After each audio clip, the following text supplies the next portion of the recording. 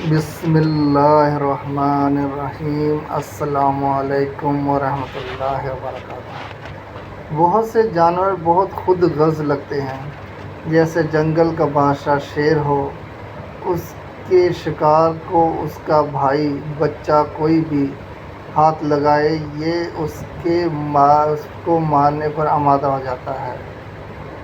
سالمن مچھلی بھی بہت عجیب ہے، سینکڑوں میل کا مشکل سفر کر کے یہ اپنے آبائی علاقوں میں انڈے دے جاتی ہے،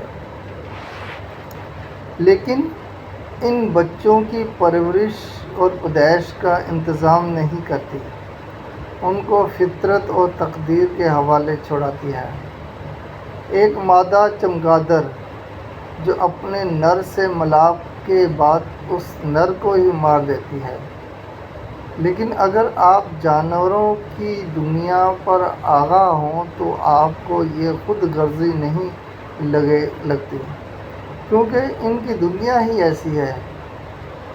اتنا ہی ان کو شعور دیا گیا ہے، اس کا کوئی امتحان نہیں، اس زندگی کا کوئی حساب نہیں، نہ ان کی کوئی توقعات ہے۔ شیر کو پتہ ہے کل بڑھاپے میں طاقت کے زوال کے بعد اس کے منہ میں کوئی نوالا نہیں ڈالے گا، بھوک سے کمزور ہو کر ہی اس نے مرنا ہے۔ انسان کا معاملہ البتہ الگ ہے، اسے شعور دیا گیا، اس کی زندگی جو آج کتاب ہو رہی ہے کل اس کا حساب ہوگا۔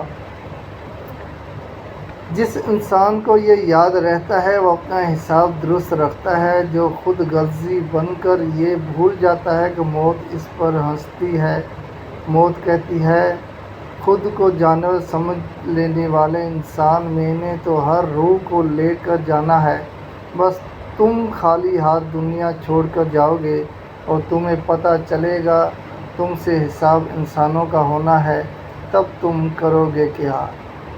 کوئی جانور دنیا میں خود غرضی نہیں سوائے اس انسان کے جو انسانیت بھول کر جانور بن جائے۔